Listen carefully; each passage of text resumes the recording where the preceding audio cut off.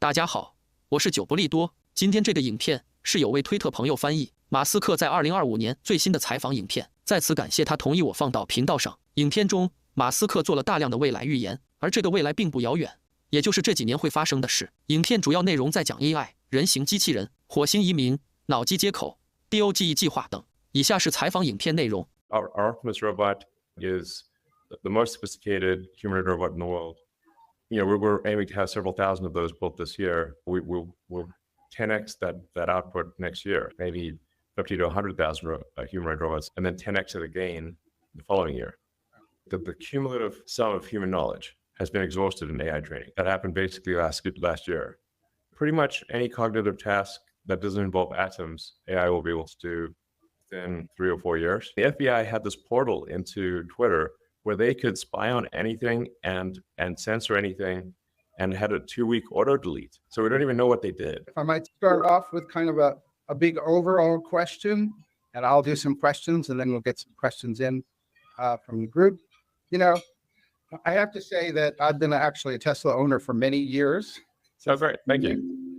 You're clearly someone of great taste. I know, man. Well, I will say that I drove from Miami to Fort Lauderdale to meet my brother for dinner, about 40 miles. And I did not touch, well, I touched the wheel. But let me tell you that the Tesla. The car drove itself, and you did not need to intervene. It did not need me for this entire ride.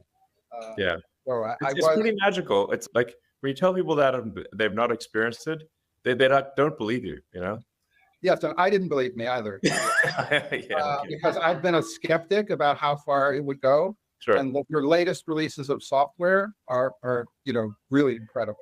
So yeah, thank you. People to try them.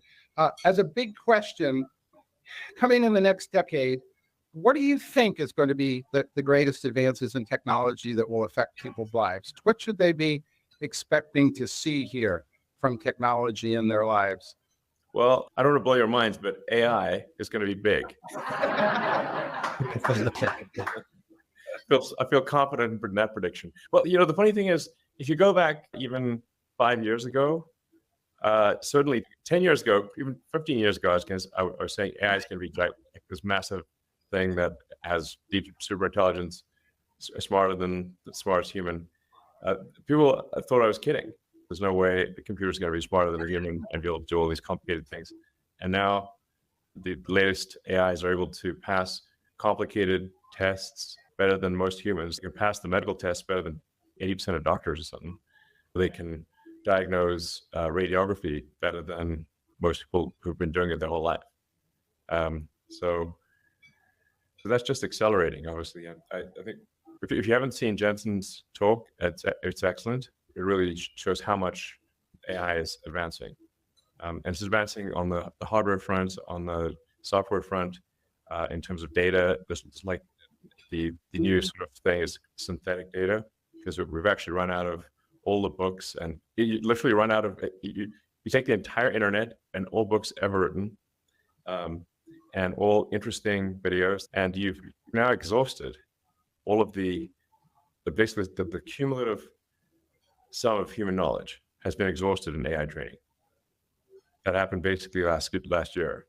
And so the only way to then supplement that is with synthetic data, where the AI it'll sort of write an essay or it'll come up with a thesis, and then it will grade itself and sort of go through this process of self-learning with synthetic data, which is always challenging, because how do you know if it hallucinated the answer or it's a real answer?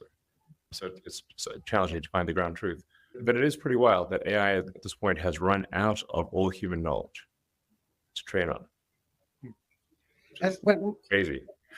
I know that you're building for Grok the largest AI center on the planet. And we already have, yeah. It's an operation. Microsoft is planning $80 billion, where I used to work for a while. But that's a lot of money by anyone's standards. I did a poll, and we asked, does AI making a difference in your life today? 13% said yes. And they said, in 5 years from now, will AI make a difference in your life? 87% expect in 5 years it will make a difference. What is it going to do for people? Is it going to put anything them you want work or to work? AI will do anything you want and even suggest things you never even thought of.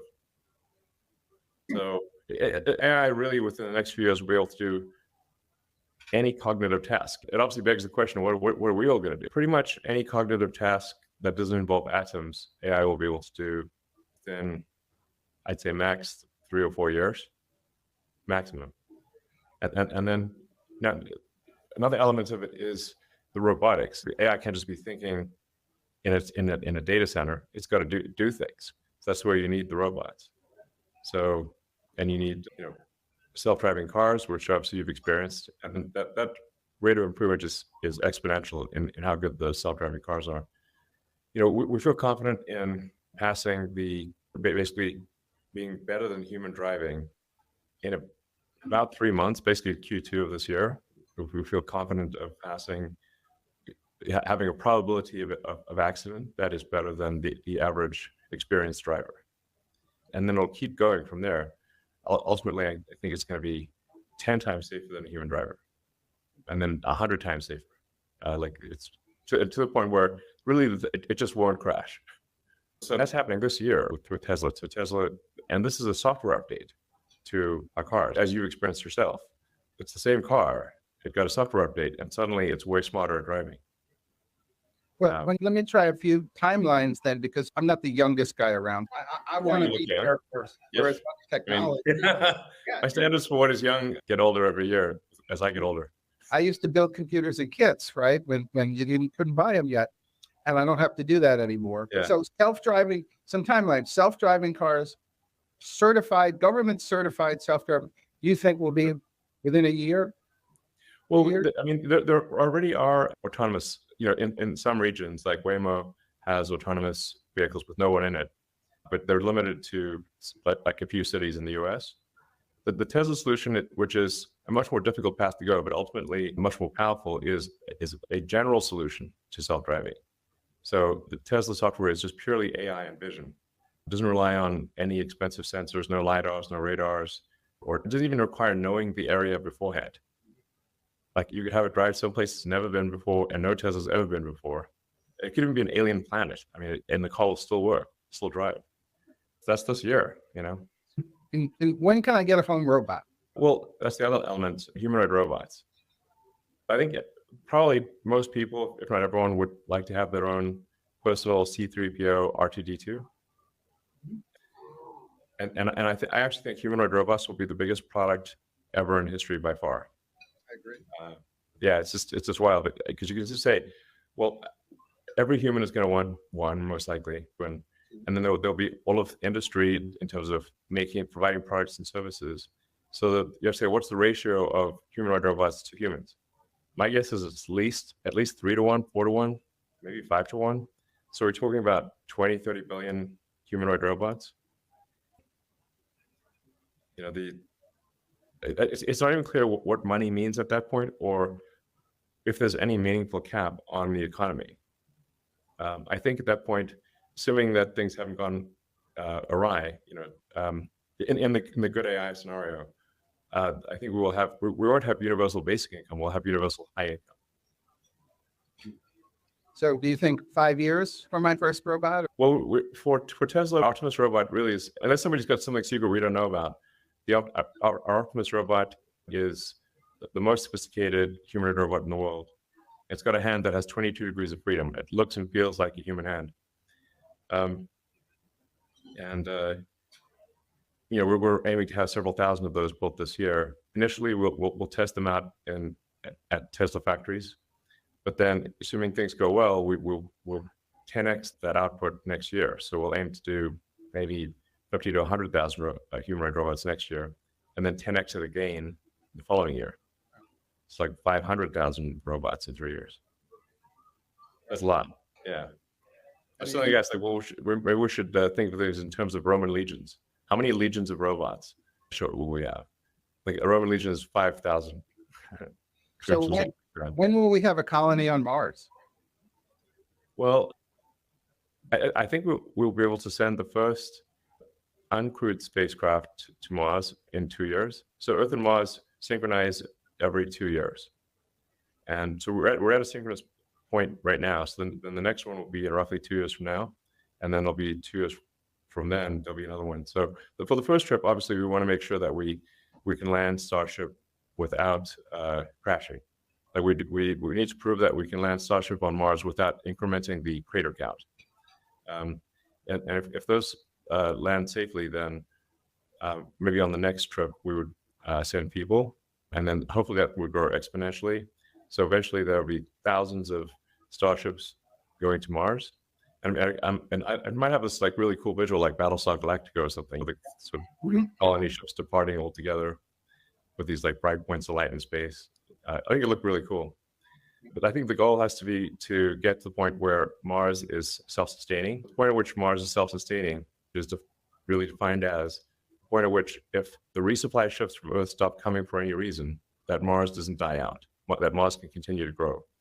So if there's something that happens on Earth, like let's say there's a World War III or some natural disaster or who knows what, but for whatever reason, the resupply ships stop coming, if Mars can still continue to survive, then the probable lifespan of civilization is dramatically greater. So if you sort of stand back and say, how would you evaluate any civilization? You'd say like, well, is that civilization still stuck on its home planet, or are they a multi-planet civilization? And we don't want to be one of those lame one-planet civilizations. Okay, we're going to have a respectable outcome here. Even if we don't make it beyond our solar system, we're at least got to get to another planet. Yeah. And finally on my list, brain to technology communication. Am I going to see that also? Because right now, this is looking pretty good for me.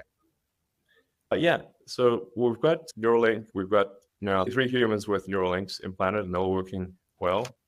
And we've upgraded devices that will have more electrodes, basically higher bandwidth, longer battery life, and everything. And so we expect to hopefully do, I don't know, 20 or 30 patients this year with the upgraded Neuralink devices.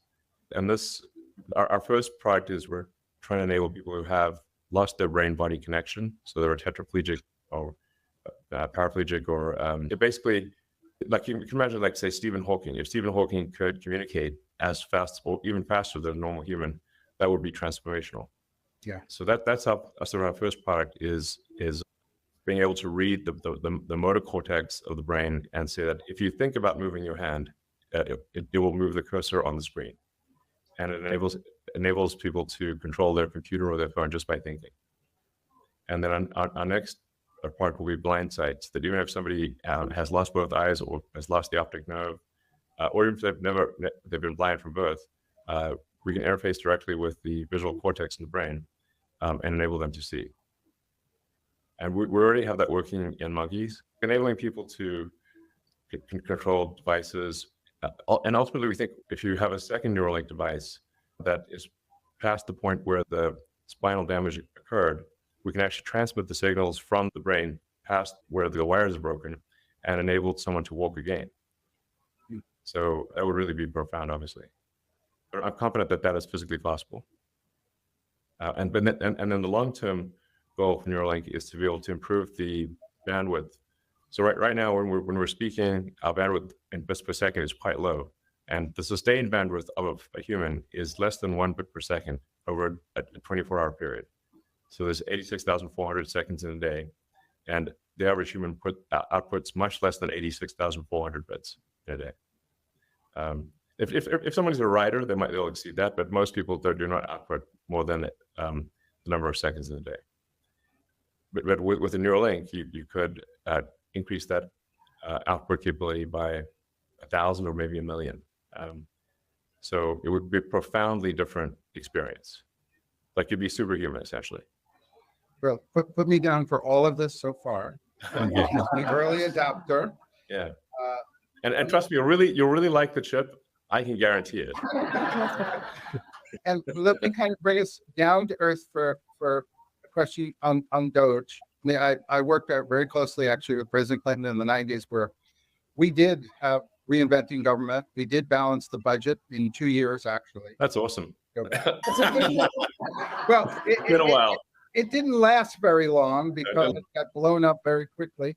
Have you identified some cuts that you're really looking at that you think will be successful? Do you think $2 trillion is a realistic number now that you're looking more closely at it? Yeah, well, I think we'll try for 2 trillion. I think that's like the best case outcome, but I do think that you kind of have to have some overage. I think if we try for 2 trillion, we've got a good shot at getting 1. If we can drop the budget deficit from 2 trillion to 1 trillion and free up the economy to have additional growth such that the output of goods and services keeps pace with the increase in the money supply, then there will be no inflation. Right. So that I think would be an epic outcome. And in terms of saving money in the government, it's a very target-rich environment for saving money. Like if you look at any direction, it's like people's like, where will you find places to save money? It's like being in a room full of targets and you can't miss. There's just a lot of waste in government, especially the federal government, where the checks never bounce. Like they've got the infinite money computer. The people that spend the money are not the people, it's not their money. It's very hard for people to care about spending someone else's money. I still know people in the government who do care about spending money effectively, and they try to do so, and they can't. The system prevents them from doing so. And they even get told to do crazy things, as you guys probably sounds familiar, where you get towards the end of the budget cycle and they're told to spend up to their budget. And even on nonsense stuff, because if they don't spend their budget, the budget gets reduced. So it's actually sort of a perverse incentive to waste money. And then they kind of get punished for not wasting money. So it's just totally bananas. Well, I agree. I did a mathematical analysis in terms of how government used to do things. So if you take the Brooklyn Bridge or the Lincoln Tunnel and you adjust for inflation, the infrastructure bill should actually get you 4,000 adjusted Lincoln tunnels, which of course it's not, because government is not as efficient as it used to be. No, exactly. But essentially, that we've had an accumulation of laws and regulations that make basically any large project essentially illegal. Even if you try to do it, you've got to spend way more money on the paperwork than on the thing itself. So, and then it gets delayed. There's an element of like DOGE, which is very important, which is looking at regulations and getting rid of ones where the harm is worse than the good. Like you said, any given regulation, it's like, okay, there's some amount of good, some amount of harm, but what's that ratio? Is it like, and there's a lot of regulations where, frankly, they're completely nonsensical. And we want to get rid of nonsensical regulations that do not serve the public good. Well, Linda Yaccarino in her keynote here mentioned the DOGE thing, and she got enormous applause. So I think the country is really waiting to see this effort. They're behind it. They're optimistic. Let me try to get in one more topic here before I get one or two other questions out there, which is obviously Mark Zuckerberg made an amazing 180-degree turn. That's cool. What's your reaction to what he did and his acknowledgement, frankly, that the government was in fact censoring things, or he was censoring things, or the government, or some combination thereof? Yeah, I mean, there's no question. I mean, 1,000% the government was censoring things. We know that for a fact from the Twitter files. Some of the stuff was pretty illegal, frankly. The FBI had this portal into Twitter where they could spy on anything and censor anything, and had a 2-week auto delete. So we don't even know what they did, except that they had immense power to do whatever they wanted, which doesn't sound legal. That sounds pretty crazy. There was also a lot of self-censoring. There was just a lot of censoring going on. I feel very strongly that you have to have freedom of speech to have a functioning democracy. If you don't have freedom of speech, freedom of expression, then how do you know what's really going on? And if you can't make an informed vote, then you don't have a real democracy. It's incredibly important to listen to the wisdom of the founders of the country and say, why did they make that the First Amendment? They did it for reasons, because they came from places where there was massive censorship, and the penalties for speaking your mind would be fines, imprisonment, or death. And they're like, we really don't like that. We want that to not be the case in America. So then they, freedom of speech. So you just posted, you are the media. Citizen journalism, I mean, really becoming more and more important in the state of media, and you see it with the wildfires here. Yeah, exactly. It really takes the citizens to report and tell people. Yeah, actually, you think of it like before the internet, you kind of had to have what I call legacy media. You had to have some aggregation points where, you'd have reporters go and find things out. Then they would go to their office, they would write up articles, they would then print those articles on paper. That paper would then be distributed. And it was kind of the only way to know what was going on. But it was very slow, especially in the old days. I think when Lincoln was assassinated, I think it took like 3 weeks for that news to reach Asia or something like that, And in fact, in the old days, like you wouldn't even know that your country had gone to war because it would take like a month for the fact, hey, we're at war, to reach your village. Yes, we actually learned about Pearl Harbor because we decoded the Japanese.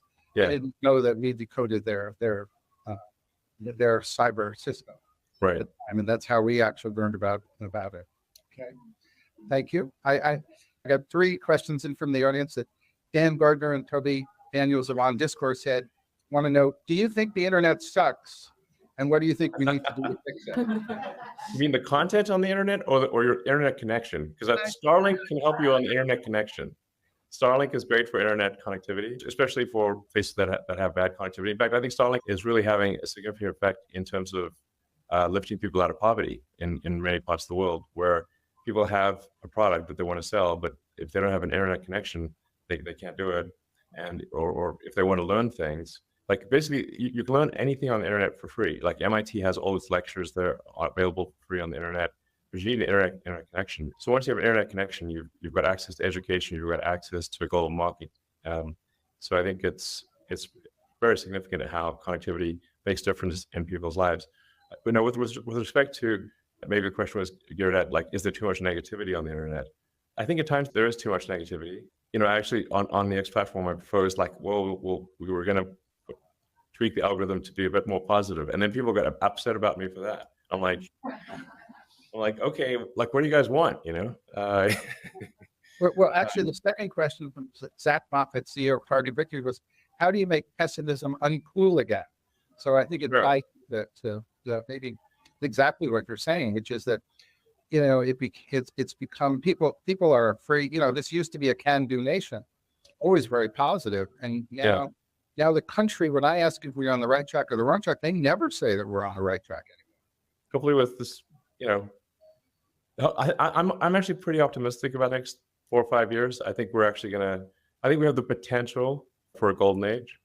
So it's very important to get rid of the mountain of regulations that are holding things back. And I don't mean, there's some good regulations, but there's just so much that we just can't get anything done. I mean, you take sort of the California wildfires, for example. We really need to have fire breaks, and we need to clear the brush back away from houses, and we need to make sure the reservoirs are full. These are all kind of obvious things, but due to a bunch of environmental rulings, you can't actually do that in California.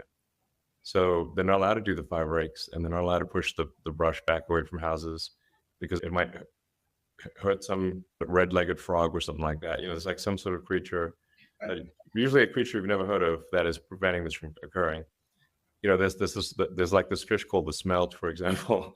And so we have far more freshwater runoff into the ocean than we should, really, on the theory that it helps this one little fish that likes a slightly briny freshwater saltwater mix.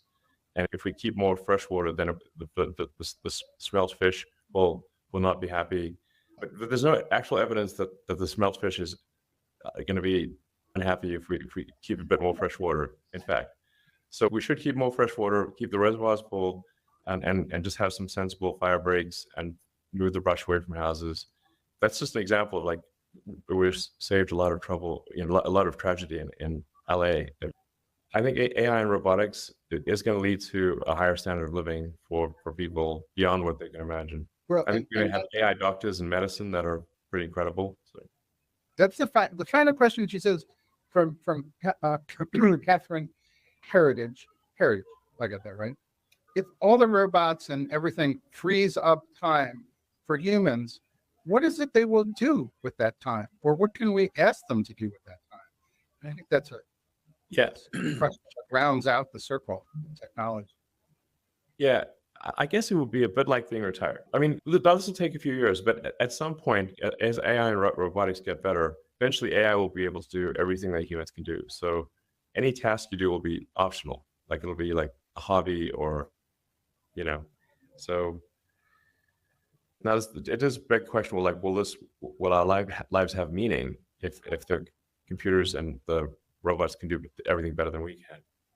And that is a real question. I do wonder about that myself. And that's why we need the neural link, so we can enhance human capabilities, so we can keep up with the machine. Yeah. Well, I just want to thank you for, well, this obviously incredibly optimistic view about technology and where it's going. I feel reassured that the kind of leaps that are going to be made, particularly what's working on are just incredible in the next few years, not decades away, but right, really very close. Really talked in terms of years consistently, and very thankful for that. And I think that's, absolutely tremendous message here at the, where we are in Las Vegas, kind of study what technology is going to be available to people. And really, again, thank you for the tremendous role in picking up free speech, role that X and, Linda is playing in terms of that. I know that we're working to get full recognition by everyone of the platform as it should be, because free speech is I think, the proper way to go. Yeah. I think on balance it's good. And one of the things I try to create conceptually with the X platform is like it's like a global consciousness. It's like collective consciousness of humanity. Now, if you have a collective consciousness of humanity, well, you're going to get every aspect of humanity, good and bad. That's just naturally what happens. But I do want it to be a good and productive thing. The aspiration is to maximize unregretted user minutes. So like you spend time on the platform, it's like, well, did you regret it or not regret it? And we want to maximize unregretted user time. I always say that everything in technology was either in the Jetsons, Star Trek, or Airlines, right? But the one thing that was never predicted in any book that I could find is social media. So it's the one thing that they never really, there's no book built around how social media would develop, how it would really impact society, how it moved politically, and so forth. And it's interesting that everybody missed that in their projections. And so I guess the last closing question maybe is what do you want X to be, and where is that platform going to go? And I think that's great. Well, I do want X to be a force for good.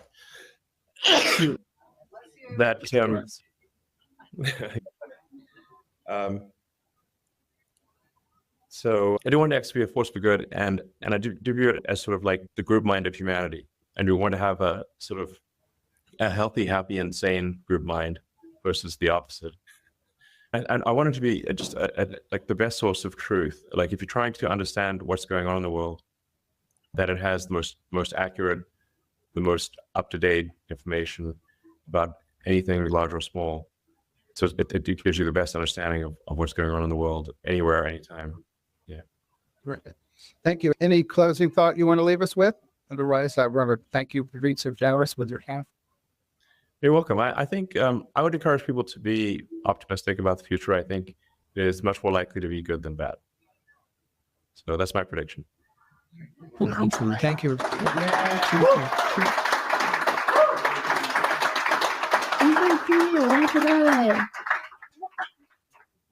All right, thanks, guys. 最后，我想说，或许一切都还没有那么快实现，但如果黄金时代确定即将来临，我们又该怎样提前做好准备？我是久不利多，欢迎大家留下你的想法意见。